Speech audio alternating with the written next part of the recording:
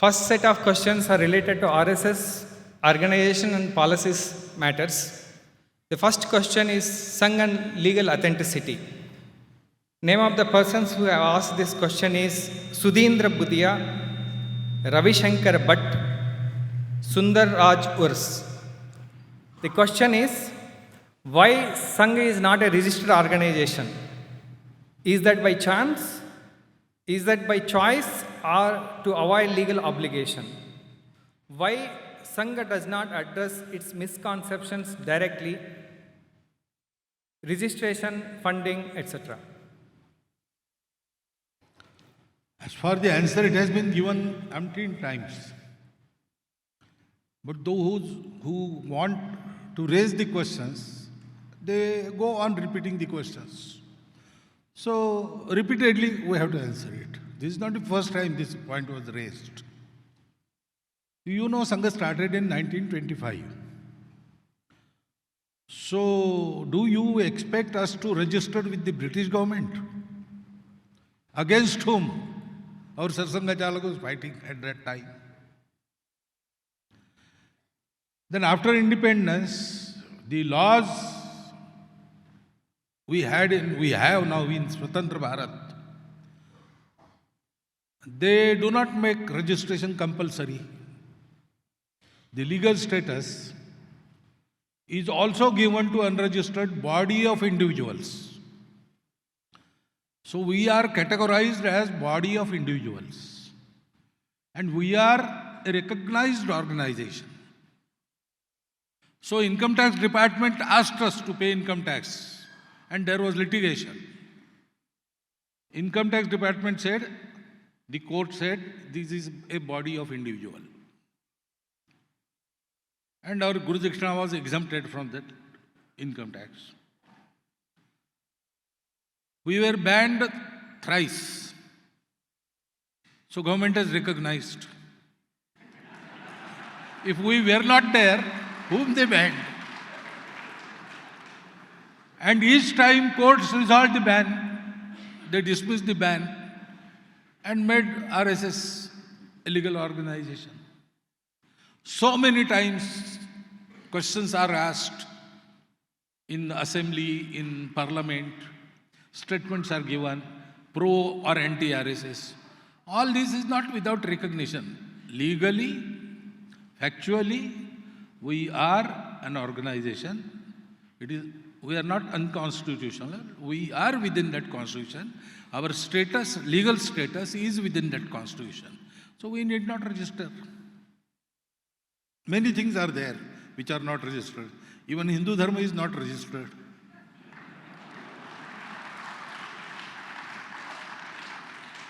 The next question is vision of Sangh for next 2 decades. Sudhindra Budiaji, Dr. Prema. What is the vision and mission of Sangh in 20 years? I think I have answered this question already in the second part of speech yesterday. So we want to unite, organize, impart qualities to entire Hindu society so that they will create a prosperous and strong Bharat which will impart the Dharma knowledge to the world so that world becomes happy, blissful and peaceful. That part of the task is to be carried out by the entire society, the entire nation. We are preparing Hindu society for that. Ours is the only vision, single vision. After we fulfill that vision, we don't want to do anything else. Organizing the entire Hindu society. This is our task. We'll finish it. And the organized society will do the rest. We are included in that society, so we'll follow suit. But our mission, our vision is an organized, strong Hindu society. This question is Sangh and Muslims.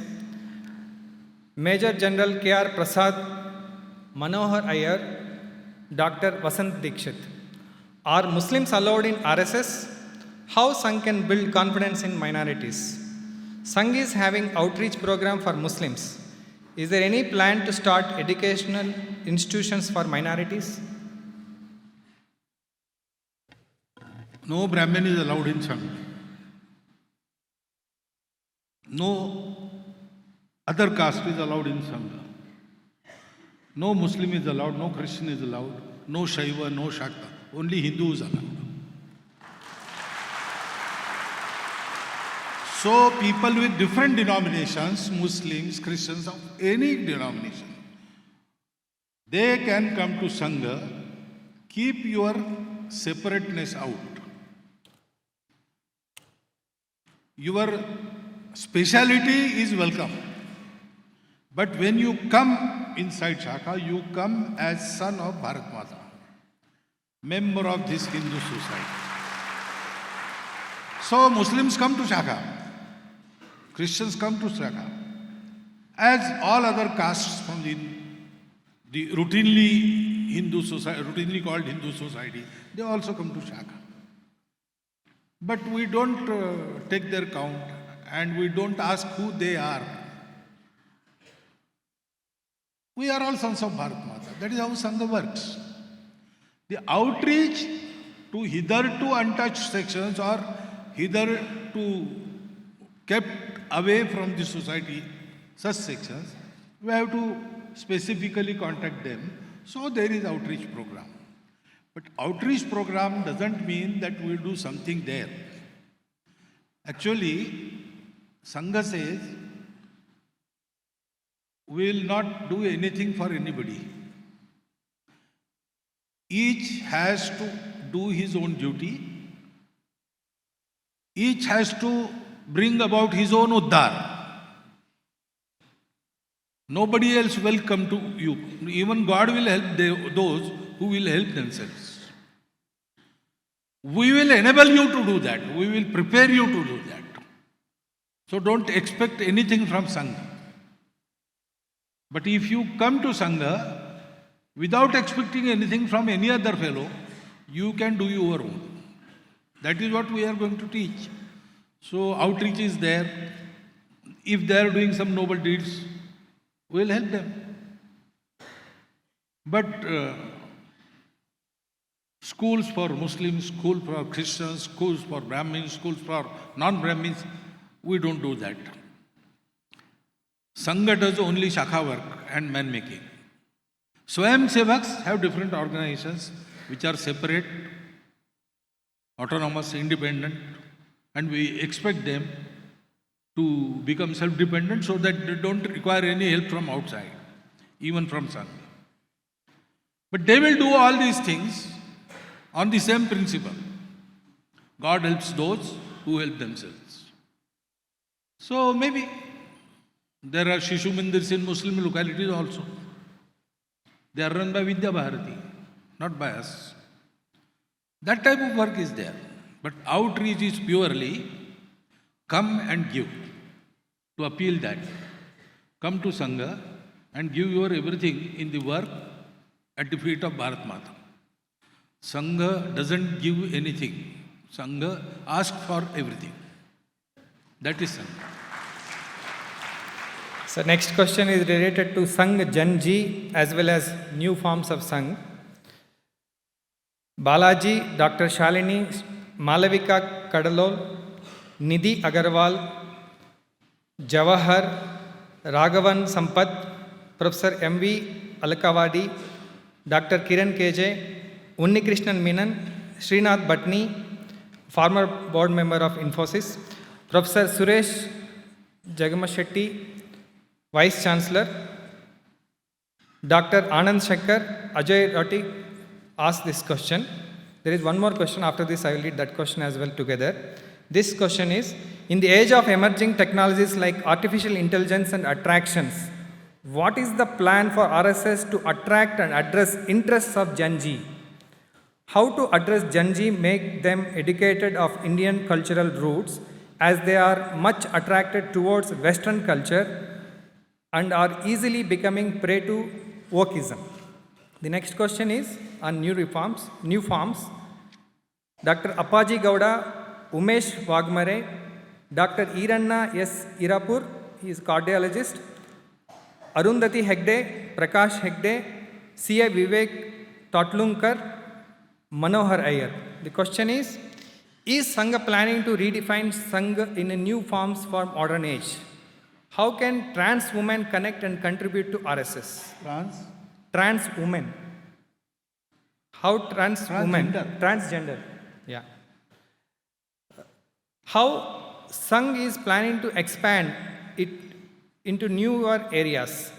Can youth be trained like soldiers? Implementation of meditation, cardiac health, etc. Could such practices, such changes could be brought in? In Sangha, any change except the basic. Hindustan is Hindu nation. That is the basic, that will never change. Everything else can be brought about. It is proposed, it is discussed, and when there is consensus, change happens within minutes. But till there is consensus, discussions go on. So no change is a taboo. But only that change which is accepted by all is incorporated. We have a process of that, and we have made many changes in what we do. The basic thing is the same. So any change can happen. Any variety of our member of our society can come to Sangha. So transgenders, if they come to Shakha, we will not say you are a transgender, you remain out. No, he will come. Those who have Dhwaja Pranam, those who sing our Prarthana, those who do our programs, those who say, okay, Hindustan is Hindu Rashtra, all of them are welcome. There is no bar. To Gen Z, if they are interested in AI and social media and all these things, we will have to go there and we will have to contact them. For example, Dr. Edgar's generation and those who were enrolled by him in Sangha, there were two different generations. And two things were very attractive to that generation: cinema and cricket. So everybody used to come to Shakha Delhi, but on Sunday they were absent. So Dr. Edgar inquired, why didn't you come on Sunday? He said, my aunt had come to visit us. Then another fellow, my aunt had come. Everybody's aunt came on Sunday. So what Dr. Edgar did, one Sunday, when they were standing in a queue for ticket for cinema hall, Dr. Edgar also joined the queue. And then everything became all right afterwards. So, if we want to fetch somebody from where he is to Sangha Shakha, we will have to go to him. So we will go to him. If he is interested in particular things, we will also get ourselves interested in, have the knowledge. What is so attractive in that? Whatever is useful for meaningful life will last. Whatever is not useful, howsoever attractive it seems today, tomorrow it will lose its shine. That is definite. It doesn't prevail. So, we will test it.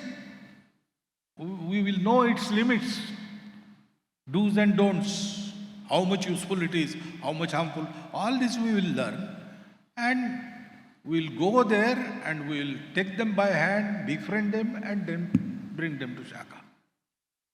So don't worry about that generational change. Our methodology, our programs are very much adaptive. They adapt to situations. So we'll adapt to that situations. It takes certain time to adapt. But only that time will be lost. But nothing, no loss. We will recoup with it. So next question is Sangh and ideology related. I am combining 6 questions.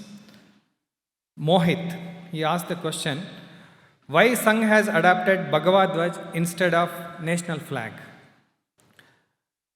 Krishna Prasad, what is the effort of Sangh in bringing women into the forefront? G. Jawahar, how Sangh can work with entrepreneurs and business to create more employment? Media related, Dr. Venkateshwarlu, Vice Chancellor, Tumkur University, Ravi Shankar Bhatt, MG Suraj, Jayalakshmi KS, Chudi Sivaram, Sanjit Naik. Why is there hatredness towards Sangh these days?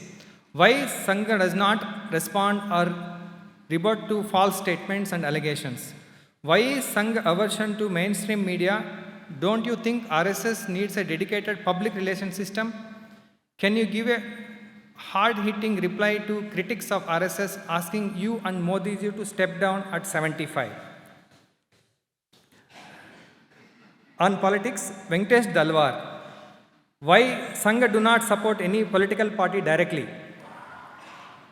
On policies, how is that alignment between Modi ji, Sabka Saath, Sabka Vikas, Sabka Vishwas and Sangh organizational policies and action at grassroots level works? Too many questions together. Okay. It starts with first question. First question on Bhagavad Dvaj why? So, hey, it is there. So, Sangha started in 1925. And we had to provide for Sangha. So the current system was asking for, in Marathi we say Vargani, contributions. But Dr. Edgar said Sangha is ours. So if I have to marry my sister or marry my brother, I don't go on seeking contributions. I will fetch loan from somewhere, do the needful and then repay back. But I will never beg for my work. So Sangha is our work. We should run Sangha.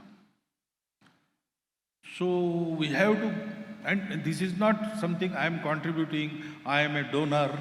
That ego should not be there. So this has to be not a donation, a devotion, a dedication. So we have to give dakshina. Dakshina is dedication, it is not dana. And for dakshina there has to be a guru. So who should be the guru? Person cannot be guru. Because person has a limited time in this world. And then every person has a past. Yeah, every sinner has a past and every saint has a future. And it is always unpredictable. Most unstable jiva on the earth is Manushya. So there should be a permanent symbol of our glorious culture, Rashtratva, all these things, Hinduness. That is Bhagavad Dvaj, undoubtedly. Everywhere, even now. So that Bhagavad Dvaj was taken as a guru. Flag, national flag, was first decided in 1933. And the flag committee unanimously recommended the traditional Bhagwa to be the flag of Swatantra Bharat. But then Gandhiji intervened and for some reason he said 3 colors. On the top Bhagwa. Okay, it will be flag of the Sarvabhauma Samprabhu Satta of Swatantra Bharat. We call it Rashtradhwaj, national flag. Since its creation, Sangha has always stood by, respected, offered tributes and protected this Tiranga Dhwaj.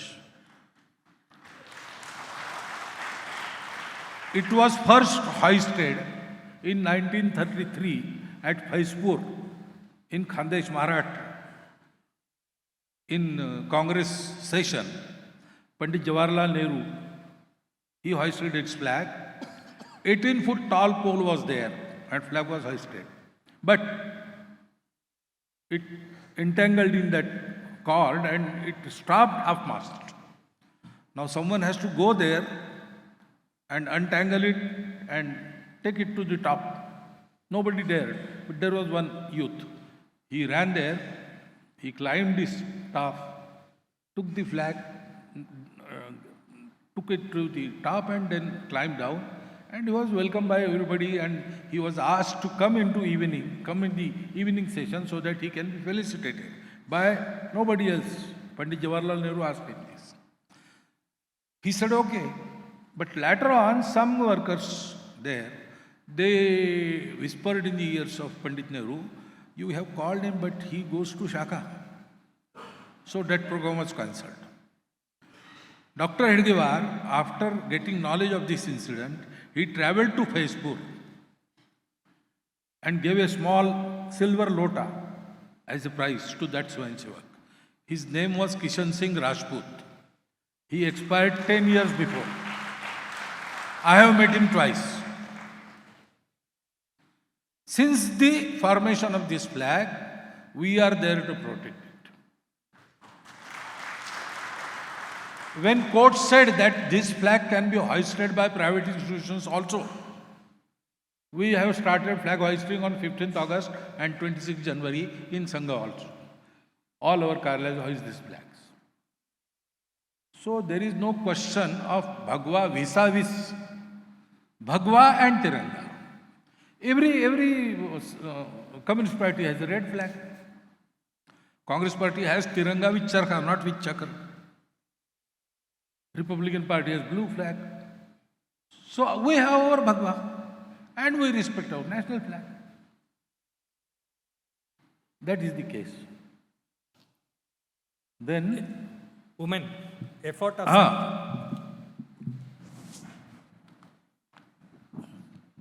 Sangh in bringing effort from women started in 1933. Thank you. In 1933, in those times, young workers, if they started working in women also, there was scope for much whispering. It was harmful for young organizations like Sangh to do that. So Dr. Hedgewar didn't go there to work in women. But one of the mothers of our Swayamsevaks, she came to Dr. Hedgewar and asked him, you are organizing whole of the Hindu society and you are keeping 50% out. So Dr. Hedgewar said, I cannot do that. It may harm my organization in its childhood only. So if some lady does this work, I will do it. I will help her. So she started Rashtra Sevika Samiti. And it was agreed at that time that Sangh and Samiti will go parallel, never meet, but always help each other. And we are doing that. Samiti has about 10,000 centers all over Bharat. They also have got some 50 plus full-time devoted pracharaks, we call it in Sangha, pracharika they call it in Samiti. They have shakhas, the similar program, the same dhwaj. They have their prarthana with the same spirit but different words. All this they are doing.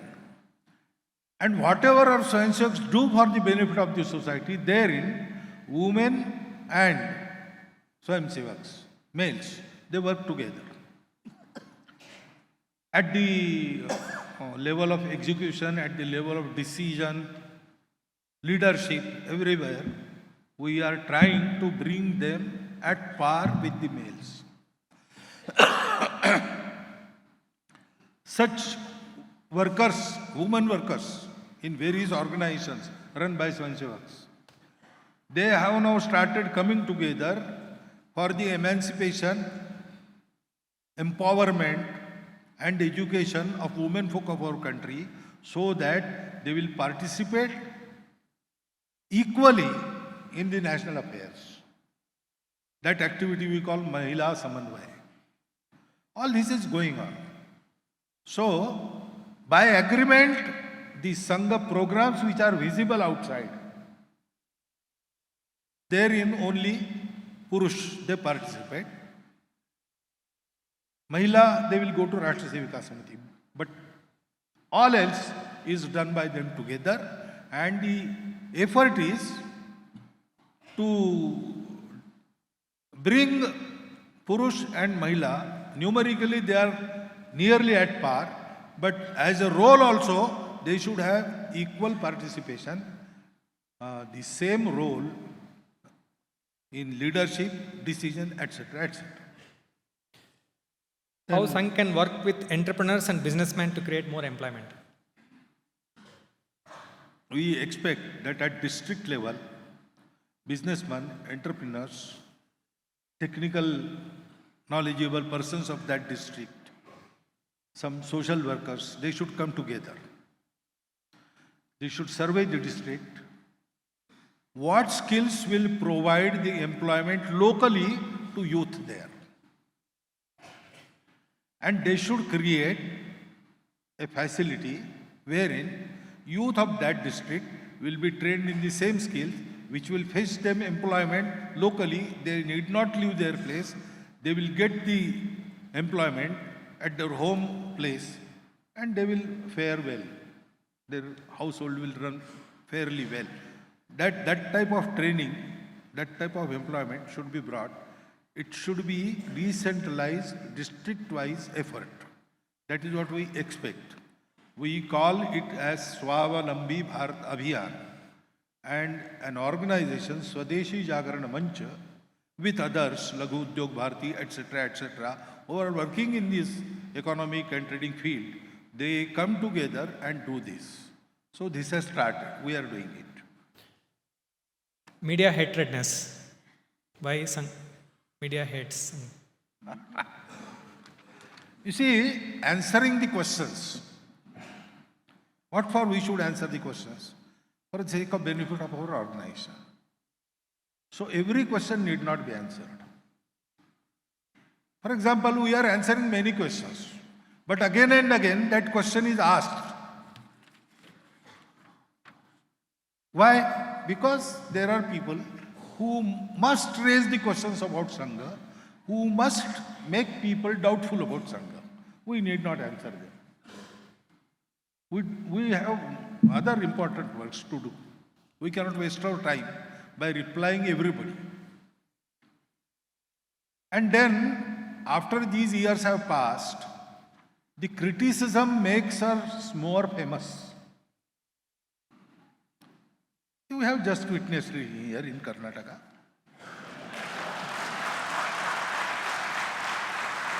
So why should we will encourage them to raise more questions? Then those who ask questions, we have to see what their intention. Those who want to understand. I am answering your questions. Because you want to understand. But there are some who do not want to understand. They just want to nag us. So Balasaheb was answered questions about politics. 3 different persons, he answered differently. One fellow wanted to understand what is the relation. Sangha role in politics and the political party BJP, what? So he wrote a letter. Balasaheb answered, asked him to come, gave him interview for 3 hours. He told him everything. He was satisfied. He went back. Then there was another fellow who just wanted to nag. So he raised this question in a small meeting. Balasaheb told him, you have asked the right question, but to a wrong person. He asked, why so-and-so go to BJP? He said, you should not ask this to me. You see, we don't tell our so-and-so where to go. When they want to go in politics, they try to enter this party. That party says, oh, you are RSS wala? Go out, get out. We don't want you here. Another party says, no, we have resolved not to let enter anybody our party unless he should forego his relationship with Sangh.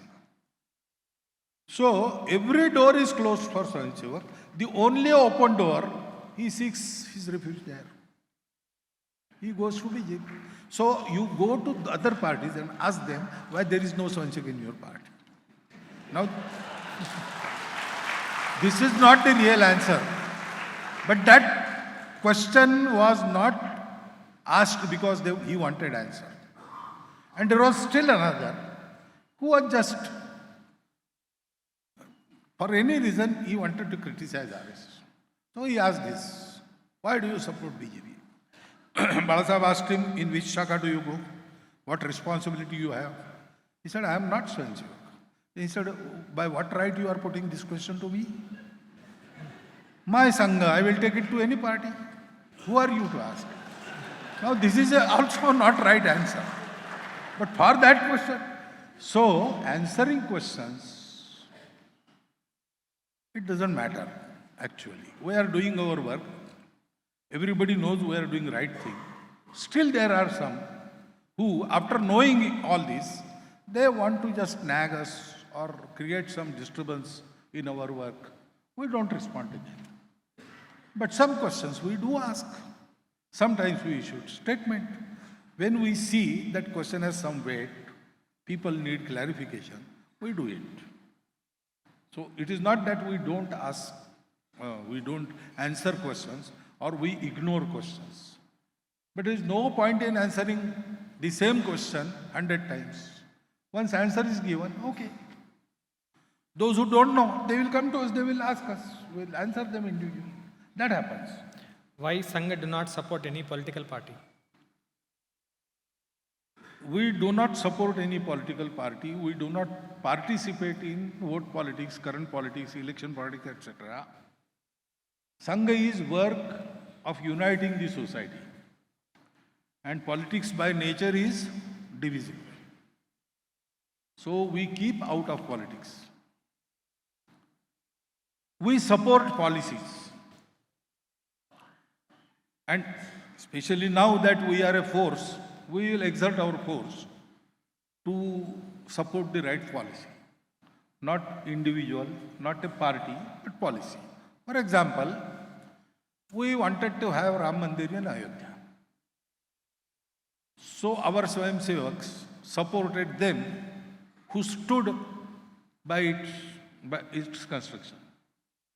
So BJP was there. If Congress would have supported that, our Swayamsevaks supported that party also. Actually, during those agitation, elections happened, and 2/3 times there was not a single party contesting, there was an alliance. So BJP was supporting, where their candidate was there, Swayamsevaks did support him. We didn't tell them. Naturally, they went after that candidate, but JDU was fielding their candidate. And there was alliance between BJP. So our Swayamsevaks supported that candidate. So we don't have special affinity towards one party. There is no Sangha party. No party is ours. And all parties are ours. Because they are Bharatiya parties. We support Rashtra-niti, not Rajniti. And that we do publicly. We have our views and we want to go this country in a particular direction. Those who will drive in that direction particularly, we will support them. We will ask public to think about this and support them. Whatever public does, it is their prerogative. But we will exert our strength in favor of the Rashtra-niti we feel proper. Alignment between Sabka Saath, Sabka Vikas and Sangha organization policies. There is no question of alignment. Political party and its slogan is the question of that party. We are doing our work. And yes, that I don't think that alignment is due to party and Sangha, but there are Swayamsevaks in that party. They think like Sangha. Sangha wants to organize entire society. without keeping anybody out. Even today's opponents, they are our potential Sangha's of future. That is how we look at them.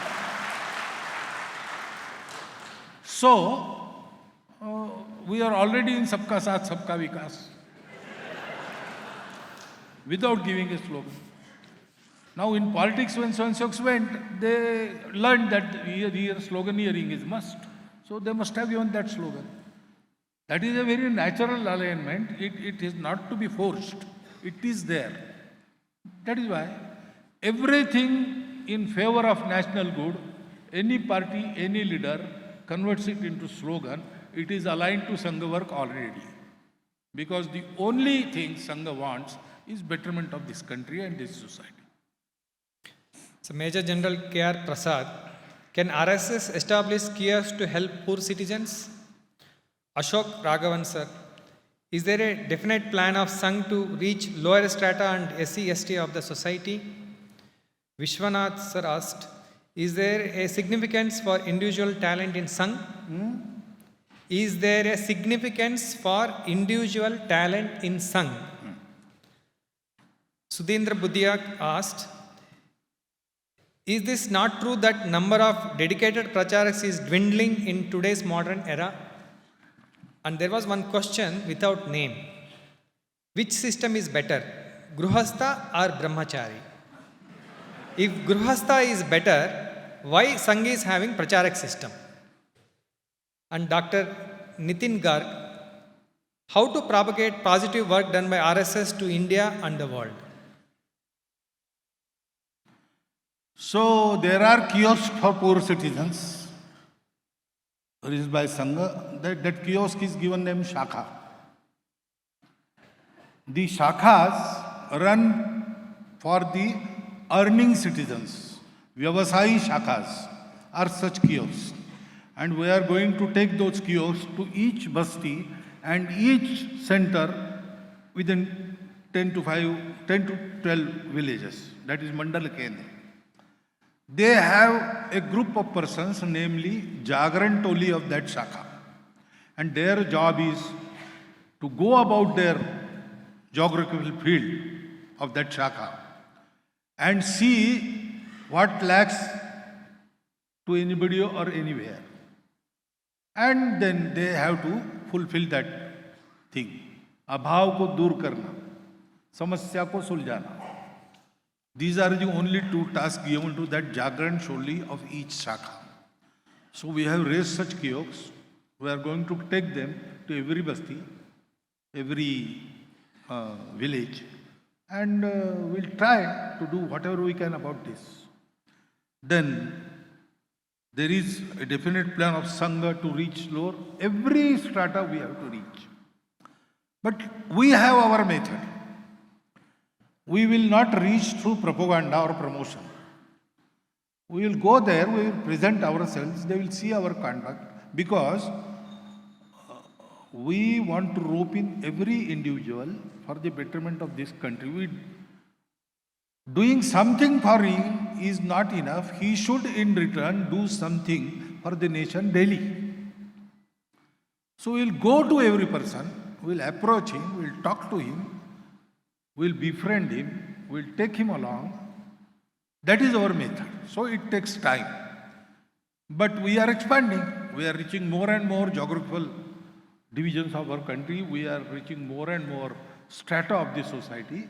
And definitely that number of representation of the Hindu society, various kinds of Hindu society in Sangha is steadily, definitely increased, and we can see it now at least up to zonal level. It will come to all India level also. Next step is that.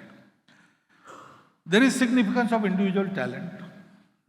Every individual is important in Sangha, but nobody is indispensable. We are a team,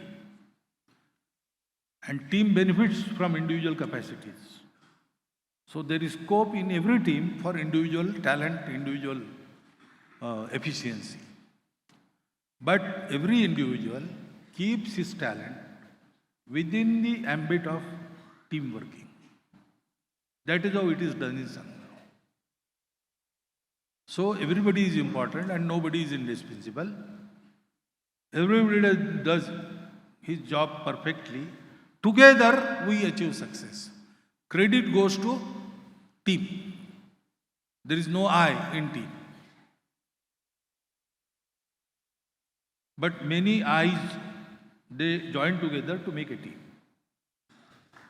That is what happens in Sangh. Number of pracharaks is steadily increasing.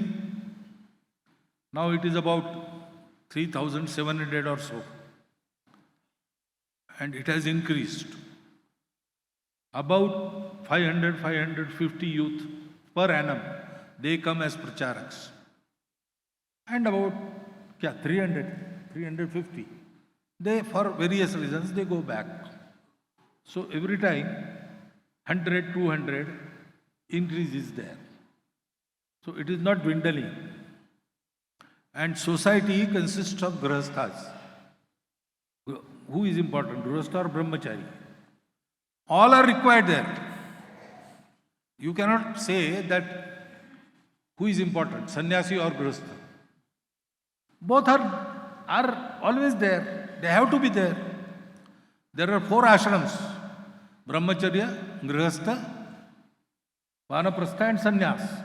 So brahmachari and sannyasis are part of the society, but the basic, the upholder of all these 3 ashramas is grahastha. So in Sangha, there are 3,500 pracharaks, 3,700 pracharaks. And Swayamsevaks number is about 60 lakhs. So at least 30 lakhs of them are grahasthas. Because we have a race with the time, we have to have such pracharaks. It is the demand of the time. Every grahastha need not do away with his household and come as sannyasi. But those who can, they have to come.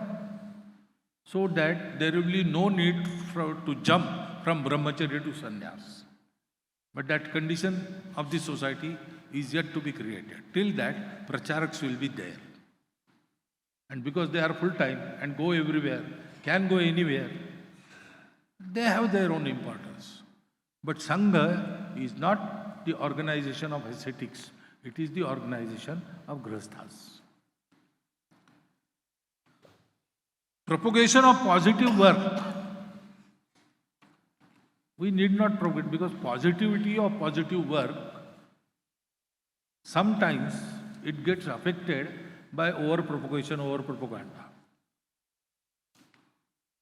But people must know about it. To that extent, we do propagate what we do. And only that much is necessary. Rest is done by seeing. We will have such works everywhere, in every section of the society, in every part of our geography. People will automatically come to know it. Same way it has happened. Now people know of Sangha work, service work, because even our criticizing people, they also came to know when they saw it. So I don't take a name, but a very famous Patrakar. She was criticizer of Sangha.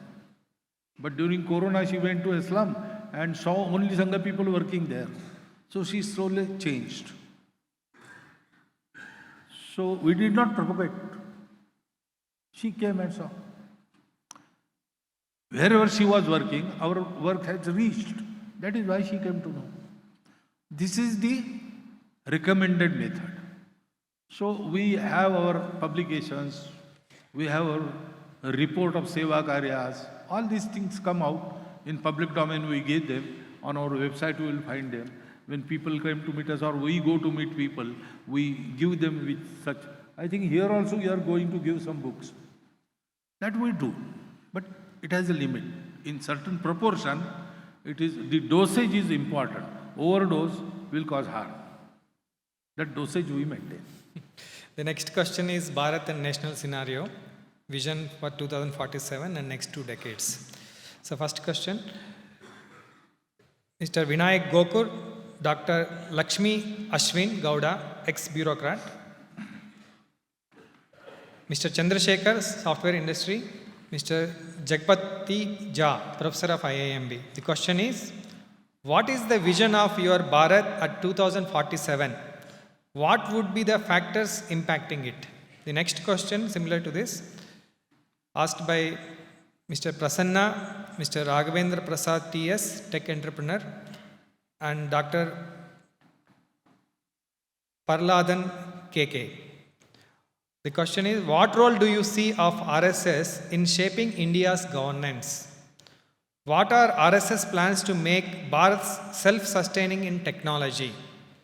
Please share a practical way forward for peace with Pakistan within a decade.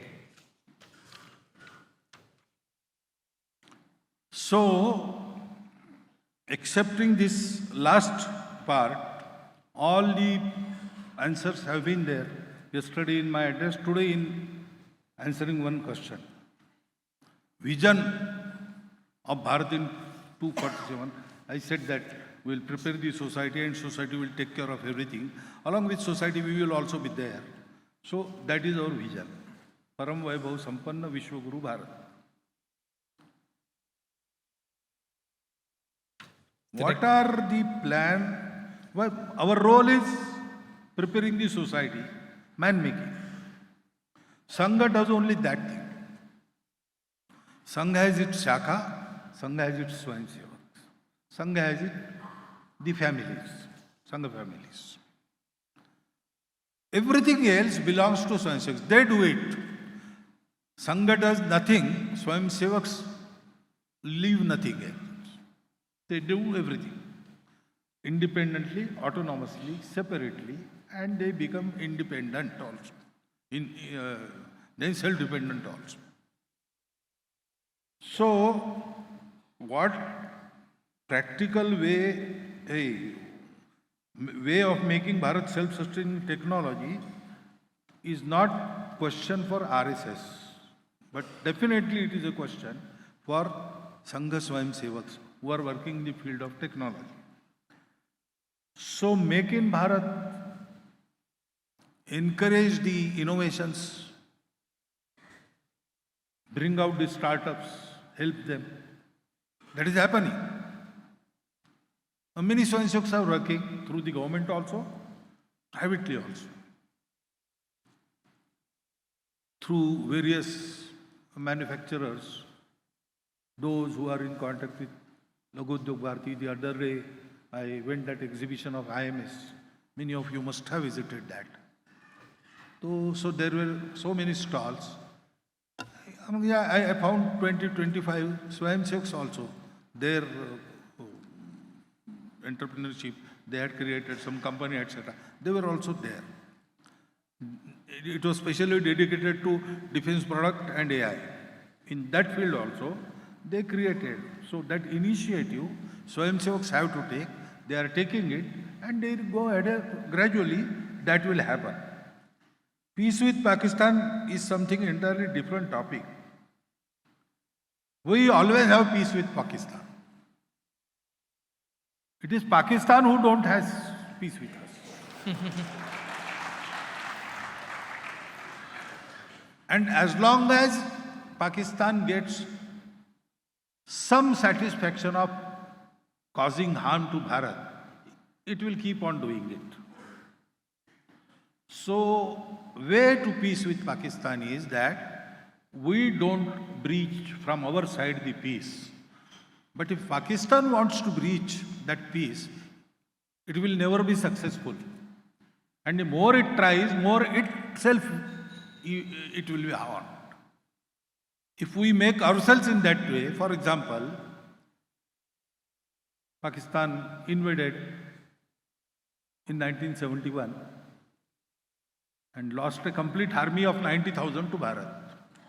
If that happens repeatedly, then one day Pakistan will learn a lesson. It is better to cooperate than to compete or than to fight. I don't think they understand any other language. We should make Pakistan understand. So we have to speak the language they understand.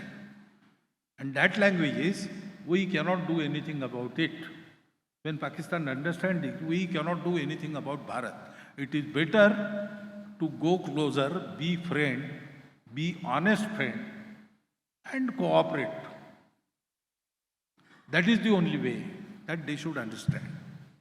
So we have to be prepared for their repeated tries. We have to give befitting answer, defeat them always, each time causing them some loss that they will repent forever. When this goes on, one day Pakistan will understand. We wish that they understand this, and then they are very peaceful, they become very peaceful neighbor of us. And with our progress, we will also make them progress. That is the peaceful intention we have. So next question related to economy. Ajit Hanumakkanawar, journalist. Major General Prakash Chandraji. Recent economic data shows 1% of rich people controls 40% of country's wealth. How RSS view this? How wealth can be distributed equally? Related question. Professor Uday Prakash Sen, Dr. H.S. Shetty, industrialist. What are the main sectors driving India's economic growth? India has great potential to grow as world's largest agriculture economy. How can we achieve this? And related to freebies, Dr. Parvati, academic director, and Krishna Bhattji asked this question. Tax money must be used for nation building, not for freebies. What is RSS opinion on this? Related to food security, Professor Jagapati Jha. What role RSS has to play in food security? These are the 4 questions. So, it is the fault of today's prevalent system in the world.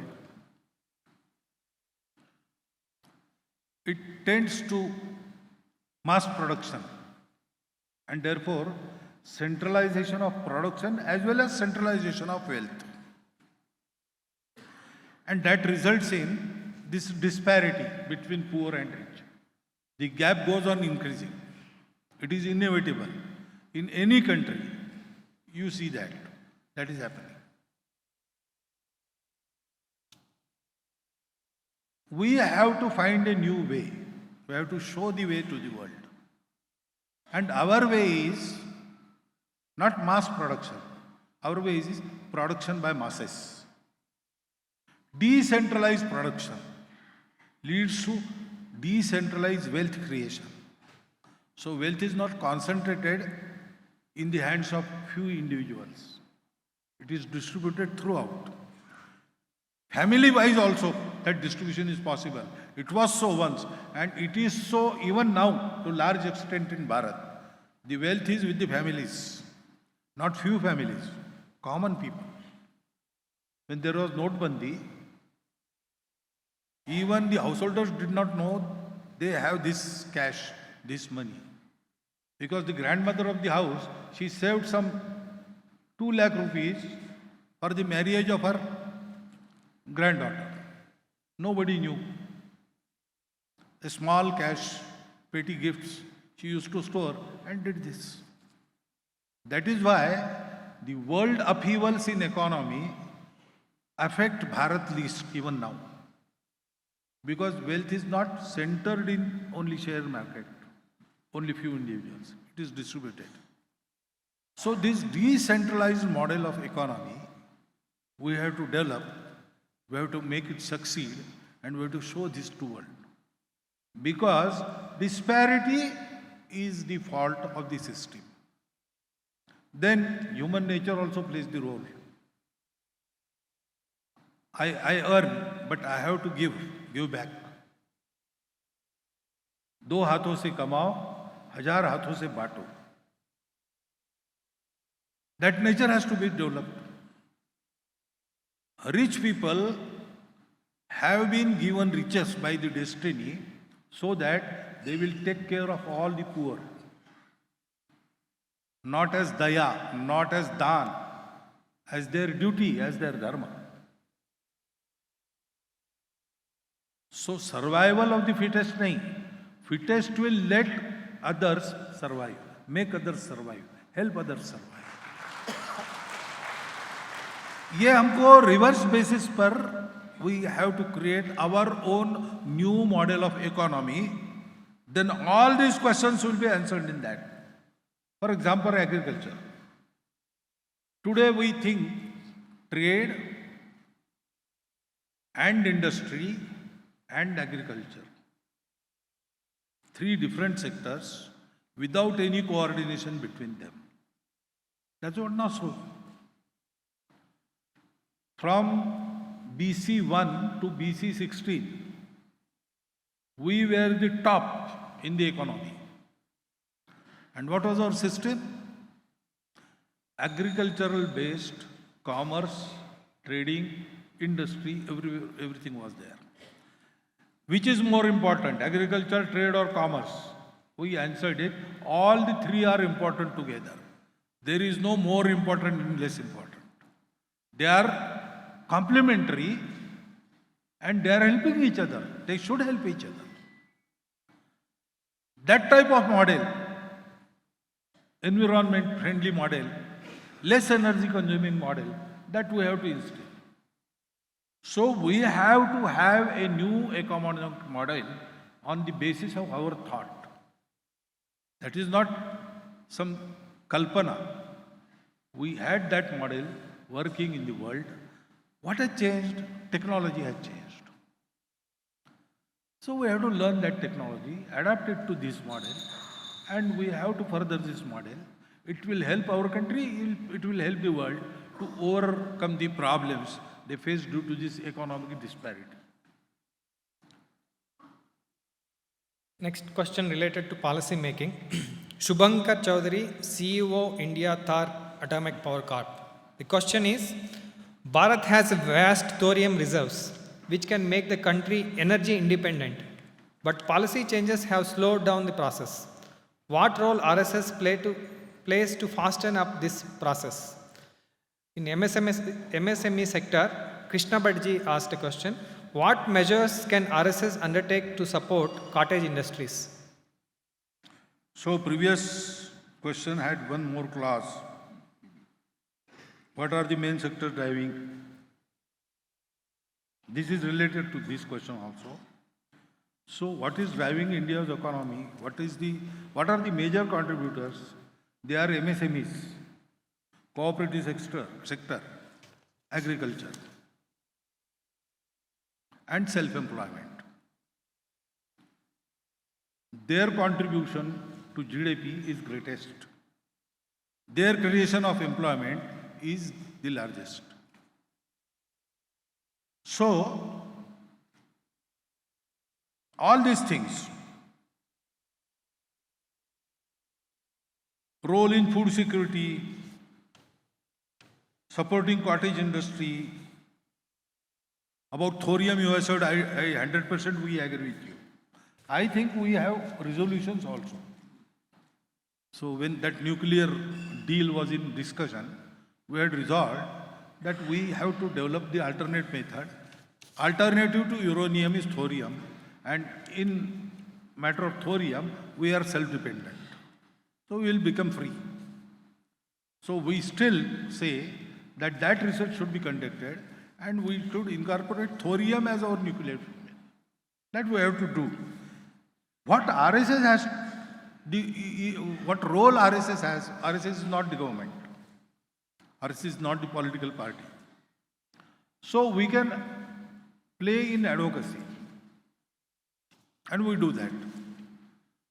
We can educate the people, and we do that. Regarding all these matters, we keep our Swadeshi view in our mind, and wherever we can ask them to do it, where we can create some pressure to do it, we do. We ask our sansalks to do all these things. But it is they who have to do it. And there are so many other constraints and restraints. So, we understand that everything we say, they may not be able to do. But that doesn't mean that whatever we have said is not proper. These are the proper things that should happen. If they are not happening, correction is necessary at that level. And those persons taking care of those fields, they have to do it. On national security, related to illegal infiltration and risk of Sanatana Sanskriti. First question, Rajendra Upadhyaya, radiologist, Shivananda Shetty, Ajit Kandachar, Dr. Nagaraj Puttaswamy, Dr. Yuvraj M. Biradar. How Bharat can address the issue of porous borders that is allowing Rohingyas infiltrants. There are established organized racket exploiting corrupt administrative loopholes. How this could be tackled? The second question, Dr. Murali Mohan, Hemant Mallapurji, Ravindra Katotiji, Nanaya MT. Due to conversions and politics, Hindus are getting divided and population is declining. How far can Constitution protect and preserve Hindus and Sanatana Sanskriti? How safe is national security with current laws? How could we solve this? Is it porous borders? So we have to render them non-porous. Due to many reasons, that cannot happen to the degree it should happen. The present government has tried. For example, in Manipur, they want to close the border. But the people from our side, they have different opinions in those localities. Some of them, they don't want the border to be fenced. And they have some valid reasons. So, because all these borders, present borders, they're unnatural. We were one country and we were divided at random. So when someone came from England, he did not know anything about how to found the borders, etc. And he also has said that I simply took the pen and drew the line. So kitchen is in Bangladesh and bathroom is in Bharat. That type of division is there. So in such an unnatural border, if you want to close it fully, there are certain problems which government has to organize. This is not the excuse, but definitely they have to tackle these issues. It takes time. But our borders should be well guarded. They should not be porous. They should be protected fully. That is what we say. And yes, corruption, organized rackets, all these things are there. But why they are there? People doing this, they are part of our society. So, unity and quality of the society is the basic factor we have to correct. Conversion politics. Hindus are getting divided. Who asked Hindus to get divided? Why do not they resist? Politics comes and divides us. Why? Politician comes and says, you are of this caste, he is of this caste, don't go with him. Why cannot I answer, I don't recognize caste in this matter, it is a national matter, we are one as a nation. Why you cannot say that? We need to get ourselves educated and reformed. In the matter of unity and quality of country, we have to do much. All of us together should try to do this. It can happen. It is not an impossible task. We are at it from our inception. But this force needs to be increased. You need not be an RSS member, Swanshivar, to do this. If you are a true national, honest national of this country, you must propagate this thing. Okay, ours is a diverse society, there are so many vividhatas, and we take them as Shrungar of our Ekata. But they have their own limit. We have so many provinces, so many languages. Each has its importance. And we recognize it, respect it, accept it. But ultimately, we are one country, one people, one nation. So if someone comes and asks us to be divided, we will refuse. We have got such a Sanatan Dharma. If someone comes and says, convert, we say, we will not. We have done this. We have done this. Within a century, 3 continents were converted. In Bharat, 3 centuries have passed. Converted people are still a minority, hopeless minority. From Mexico to Siberia, under the sword, the nations were changed, exterminated. For namesake, they are there, but there is no that Iran, that Persia is not there, that Rome, that Egypt is not there. But in Bharat, after 500 years of rule of these powers, we are still Hindustan. We can do it. So we must remember this unity, we must remember this quality. We have to make every effort to keep it increasing. That is the root cause, that is the root remedy. So next question is related to religion and caste. As I told earlier, we got 480 questions. We try to accommodate every question as part of this group of questions. Kindly bear with me, I am reading more questions, but all related to caste and religion. First question, Professor Basavaraju, Vice Chancellor, MG Suraj, Dr. Ravindra Puttaswamaya, Tungappa, K.N. Rameshji, Sanjeev Raikar, Professor Basavaraju, Vice Chancellor, Ranganath Bharadwaj. What are the steps taken by Sangh to eradicate caste system?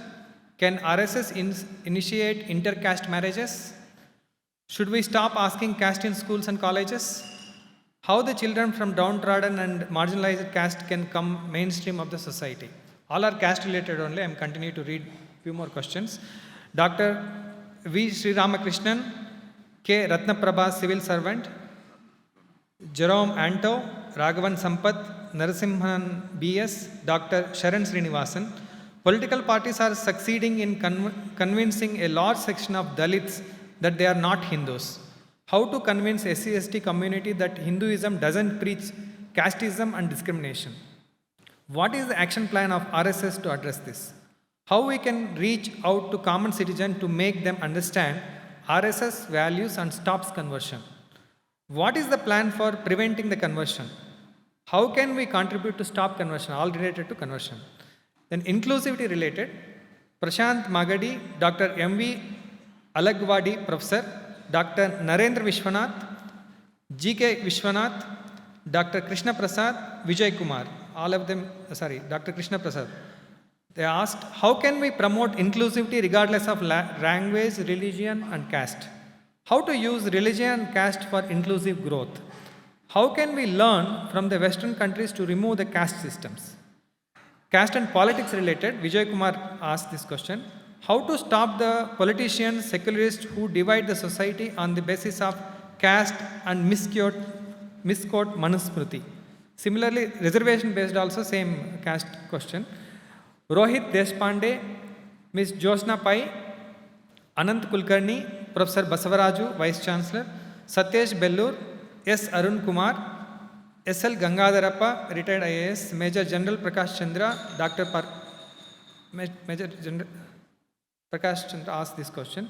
How to resolve the brain drain of non-BC, non-OBC students? That is, bringing our talents back to Bharat.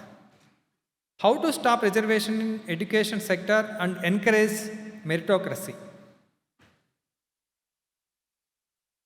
The next question. How many years still required to make every Indian feel one family? What is the role of RSS playing in this regard in next 5 years? How to stop reservation in education sector? All related to caste and religion.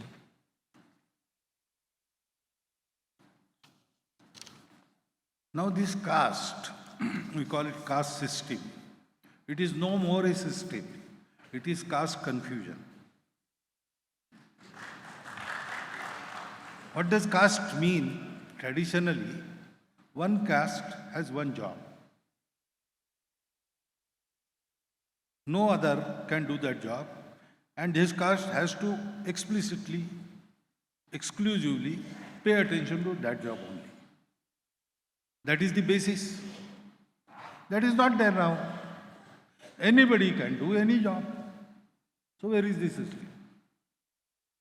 There is no system, but there is caste for concessions and for elections. That is caste confusion. So there is no need to do any effort to eradicate caste. There is need to do effort to forget caste. And that is very easy. We individually can forget caste. What we do in Sangha, we don't mention caste. We say we are all Hindus. We draw a bigger line. That automatically removes caste from mind. Ultimately, there is no system. Where does caste reside now? It resides in our mind. When we hear each other's name, we start thinking, oh, this is his name. He must be this. That has to be eradicated from our mind. This happens in Sangha Shakha. We together work for years together. We don't know to which caste we belong. Sometimes, for a marriage ceremony, we visit our Karkarta at his home. Then we come to know from others that he belongs to this caste. When I was elected as Sarakaryava, Mr. Suresh Soni, another senior Karyakarta, he was made Prachar Pramukh. And media reported that Suresh Soni is made Prachar Pramukh to give representation to OBCs. So next morning while taking tea, I asked Sureshji, are you from OBC? He did not answer, he just smiled like this. Today even I don't know whether he belongs to OBC or what caste. Because we don't think of it. We just forget it. That is what we have to do in our daily. Our friend circle must include every kind of Hindu people. We think Hindus as one unanimous, one homogeneous society. But people think Hindus as from this caste, from this province, this language, that religion, like that. We must include every type of Hindu conceived by others in our friend circle. Wherever we reside in particular locality, from all the sections of society in that locality, we have friends. Our family have families. We mix together, we go to each other's house, we celebrate together in Sukha and Dukha. We help each other. That should happen. And wherever people like us are in majority and in authority, they should try to make Mandir, Pani, Smashan common for every Hindu. That we can do. You need not be Sangha Swayamsevak. You need not have an organization for that. Individually you can do this. You can have friends everywhere. You can go and mix with all the families. You have to train yourself, you have to train your family. If we do that, this caste problem will be eradicated very easily. It will take time, 10 years. But we are trying to eradicate for 1,000 years. Every Santa asks us to forget caste. Every Santa asks us to forget untouchability. It is not going because if you beat darkness with a stick, it will not go away. Light one small lamp, it will go away. We have to light the lamp. Stop beating the darkness with sticks. That we do, it will happen. And answers of all the questions come in this. In schools and colleges, government has to do it. But for political reasons, it will not be done. If I am in politics and I don't support this caste, varna, untouchability, it should go out lock, stock, and barrel. That is my firm opinion. But if I am in politics and to eradicate this from government policies, I have to be in chair. I will not dare to touch this topic there. Otherwise, I will be distrust. It is their dilemma. They cannot do it. It is this society which one day firmly say, now if you do not quit asking about caste in your forms, we are not going to vote for you. Then it will go away. So we have to start it. We have to do it in society first. Then all this will happen. How we can help the children from downtrodden marginalized. Main thing is not their economic backwardness. It is there. We have to do about it, something about it. But first thing we have to do is to give them love and respect. That is their hunger of the centuries. If you do that, they have the strength to uplift themselves. We will have to merely give hand, but nothing else. They are not weaklings. Now they are getting organized also. What they expect is love and respect first. And that love and respect will remove all the discrimination in actions. Then legal measures, everything follows. So first we have to do this. And I am telling you this, our Swayamsevaks are doing this through various service projects and through our shakhas. Our experience is very encouraging. If we do this, everything follows automatically. That brings inclusivity in our nature. That makes growth also inclusive. We need not learn anything from Western countries in this respect. Remember, Western countries do not understand Bharat. They do not. Recently, within last 3-5 years, some light is dawning on the Western people that Bharat is something we have to study more deeply. But they are much ignorant about us. We have to know ourselves. And we have to do everything for us. We need not take any lesson from the Western country. It is our fault. We will cure it. And if we do this, politicians and secularists will definitely stop doing any harm to the society. Because why do they do this? It is their self-interest. When they see that doing this will be counterproductive, they will stop it. If they find some scope for their mischiefs, they will do it. When they learn that the mischief brings some reverse effect, they will stop doing it. That is the only way. So again, society has to prepare themselves. Brain drain is something different. Non-BC, non-OBC, brain drain is not from only that section of the society.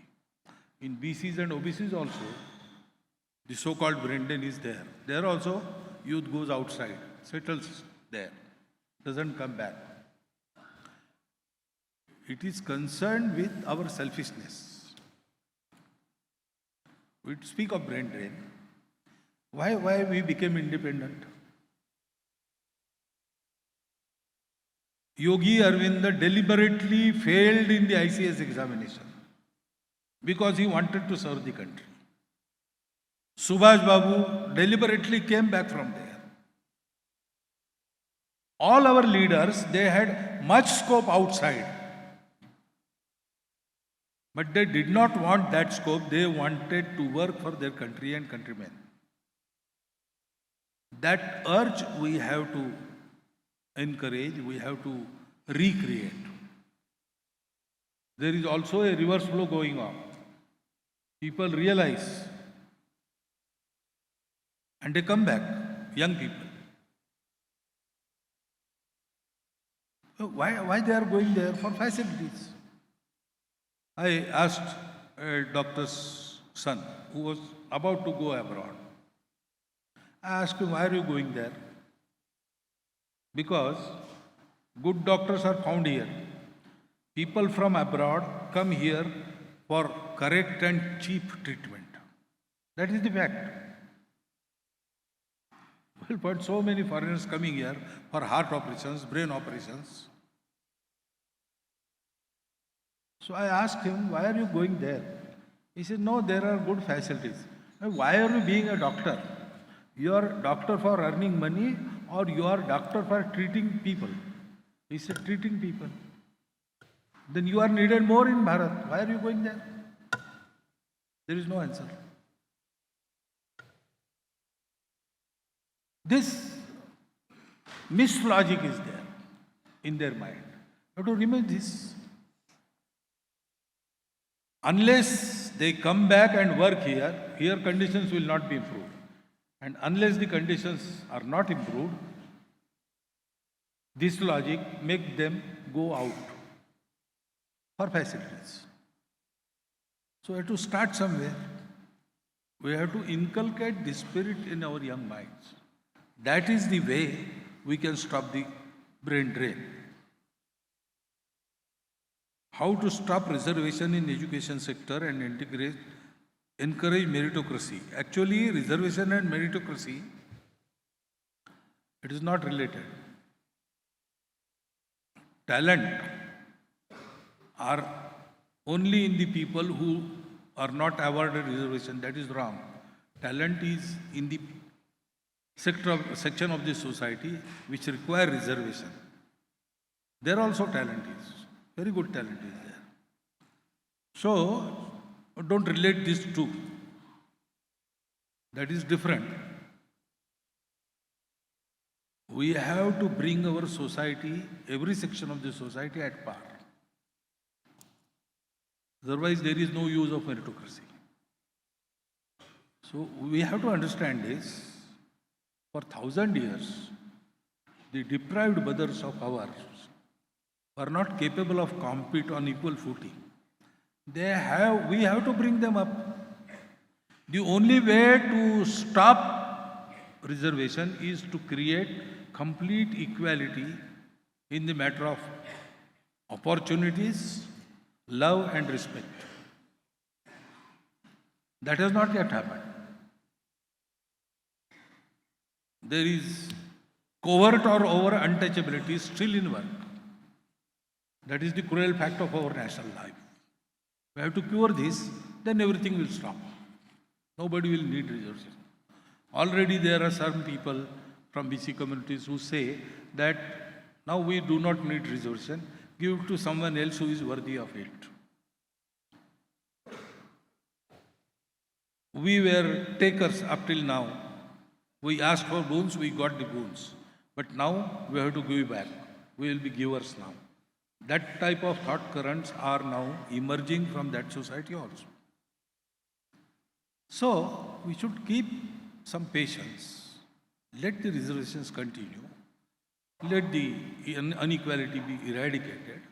Then we will have a system wherein all these things will be, there will be no heart burning. I have to be broad-minded about it. Otherwise, there is no other goal.